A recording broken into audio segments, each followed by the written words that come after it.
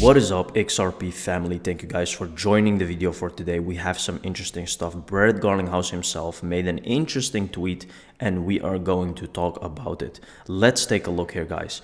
2025 is here and the Trump bull market is real for Ripple. This is even more personal after Gensler's SEC effectively froze our business opportunities here at home for years. The optimism is obvious and very deserved. Today, 75% of Ripple's open roles are now US based, while over the last 4 years, the vast majority of hires were outside the US. We signed more US deals in the last 6 weeks of 2024 since the election than the previous 6 months. I hope you are reading this well, guys. And I was telling you 100 times before that 20th January is going to be a big date. Why? Because Trump is going in administration and it's going to be big. Team Trump is already jumpstarting innovation and job growth in the US with Scott Bessent, David Sachs, Paul Atkins, and others at the helm. And they aren't even in office yet. Say what you want, but the Trump effect is already making crypto great again through this campaign and in the administration's day one priorities. XRP will move very fast, guys, after 20th of January. There is not a lot of time left, seriously. It's 2.4. I don't believe we're gonna see lower prices, but you never know. It's the market stays the market. If they want to create one last shakeout, they will do it. You never know, but as I can see now, it's going to get very interesting. Why do you think price pumped, stopped there, and is literally accumulating for a whole month, a bit longer now, since let's say 3 December, which is a bit more than a month, and I think it will take until end of January still. Here we have Johnny Deaton. We signed more US deals in the last 6 weeks of 2024 since the election than the previous 6 months. Now, just understand how big of regulatory clarity, how big of an issue that was, right? Now, this is going to open so many doors for crypto. As I've said, it's impossible to estimate the damage the lack of regulatory clarity caused American business like Ripple. I can't tell you how many times I heard just avoid the US market and don't offer anything to US investors. On top of a lack of regulatory clarity, Ripple had to deal with gross government overreach and selective enforcement. Now, understand something very clearly, right? Do you really think that Brett Garlinghouse couldn't just leave the US and continue doing business? He could have done that. But he knew very well what was coming, guys. This is not that he just stayed there because he was hoping for the best. That's not how this goes. Ripple already had all these relationships that they have now, all these partnerships, all these connections, right? It just was too early and they had to do something. They had to make something up. Why sue Ripple? Why not sue another crypto company? Why? Think about this. Ask yourself, why Ripple? And the answer is simple. Ripple is the one that is going to be as big as Google. Mark my words, it's going to be even bigger because it's going to solve the payment problems that we have today. In addition to the issue of regulatory clarity or the lack thereof, excessive regulations continue to stifle innovation. There's a simple solution to many of our problems because of a lot of problems are caused by one thing, too much bureaucracy. For example, problem, we have a housing shortage crisis across America, including MA, because it can take 2 years just to pull necessary permits. Solution, eliminate red tape, streamline the permitting process using tax credits, all of these things. Hopefully we see a ripple effect, pun intended, throughout industries caused by the excitement of new administration, right? So I think this bull run is going to be something that we've never seen before. And the prices that you're seeing now is not even the start yet. Yes, the infrastructure of the new financial system will be built on Ripple, documented. So as you can see, again, it was always there. These documents were always there. This is nothing new. This is not something that came out yesterday, right? But to build something like this, it takes a very long time. And that is why, because they simply weren't ready, they had to do something with regulation or anything to stall time. And this is exactly what's happening.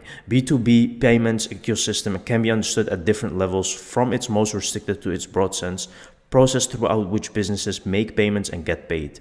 So as you can see, Ripple is literally there together with Visa, MasterCard, and there's another circle here. So you can see it is there with the big boys already, and it was always there. Here you can see again R3 Corda, Circle, NanoPay, Wire, and then Ripple is also one of the blockchain companies that is building the processing infrastructure. Now on the front end, this is the problem. People do not see the infrastructure. They don't see the back end, right? But the back end is actually here. And as you can see that the front end is like Stripe, PayPal, and all these things, but you will never see like Ripple as a front end because it's not, right? And that's what's going to confuse lots of people. They will think like, why aren't we seeing Ripple as a payment option? Or because you're not going to see Ripple. It's going to be implemented into our systems. Most people won't even notice. No matter how you feel about Ripple and no matter how you feel about XRP, wake the hell up. There's way too much money to be made to be a pessimistic, negative, selectively uninformed person. And again, everyone will just follow when XRP is at a very high price. But I'm telling you now, it's still cheap. Like, as you can see, the Digital Pound Foundation, all of these things, they all work together with Ripple. And they have shown everything. They didn't even hide it. They never hide something like this. They just show you. Because they know most of the people are stupid enough and too busy anyway to really see the connections. Brett Garlinghouse reflected on Ripple's history with smart contracts, noting the company initially explored multiple use cases, including a smart contracts platform, but chose to focus on solving the $20 trillion cross-border payments problem. While Ethereum emerged as the leader in smart contracts, Ripple's decision allowed it to build momentum by addressing inefficiencies in payments and challenging systems like SWIFT. With enterprise-grade smart contracts now being implemented on the XRP ledger, Ripple is poised to combine the successes of Ethereum's innovation with its own achievements in payments, unlocking new opportunities across industries while fixing the global payment system. The thing is, if you have a smart system that is actually cheap and easy to use, you can always implement everything, right? Like the XRP ledger, they can now also create smart contracts. They can have meme coins. They can have all of these things because the base was always there, right? And it was cheap transactions, pre-mined XRP, which Ethereum is a very difficult ledger, which is too expensive when there's too much traffic. And that's what we're seeing now, right? The alternative is Solana, which I really like. I really like Solana because why? It is still efficient and fast, right? It is different than XRP. Like XRP is a whole different animal because it really focused on enterprise grade payments. But again, do not hate on crypto. It's not like choosing cults, right? It's just cryptocurrencies in the end. We all want them to succeed. Let's dive into Ripple's collaborations, shall we? JP Morgan, Stanley Morgan, Fisher Fee, Deloitte, Apple, PayPal, Yahoo, United States Federal Reserve, SWIFT, NASA, all of these things. And they showed you again. They are 10 team not members, now it's over 200. hiding it, guys. Look at this. They're not hiding it. It's in front of you, right? So again, and a lot of people, they think that these are conspiracies, but time and time again, things come out and people start to think, oh, wait, it's really happening. And yes, it's really happening because we have been telling you from the beginning, all these riddles and all this stuff, guys, it wasn't for nothing. Our new Trump SEC chair, Paul Atkins, is a board member of Securitize, which is also funded by Ripple. January 20th is 2 weeks away. I told you that this is going to be the biggest date in history right now.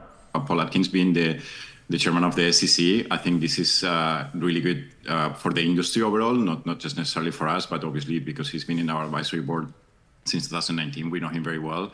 He's also very actively involved with the Chamber of Digital Commerce, and he's certainly a person that is known for streamlining regulation and being very, pro digital assets and very knowledgeable in the industry. Carlos, I guess what specific... He was a former SEC chairman, as you can see, 2002 to 2008, co-chair. And this guy is pro-crypto. Now, why do you think he's pro-crypto? It's just because Trump is choosing these people and he wants a different US, right? Because the US can make a big thing happening because of crypto. Ripple will IPO. That means we'll find out about all those NDAs. Now, the IPO is also not far away, because the thing is, guys, it's going to be a matter of time, right, before the IPO comes. And I think 2025 is the best moment to actually do that. China's news stations are reporting the upcoming President Trump will make American crypto companies reach levels unimaginable. Ripple is an American company. XRP is American. This is the reason why Brett Garlinghouse chose to stay in America, and now it's paying off. Thank you very much for watching this video, guys. Don't forget to subscribe. See you in the next one. Cheers.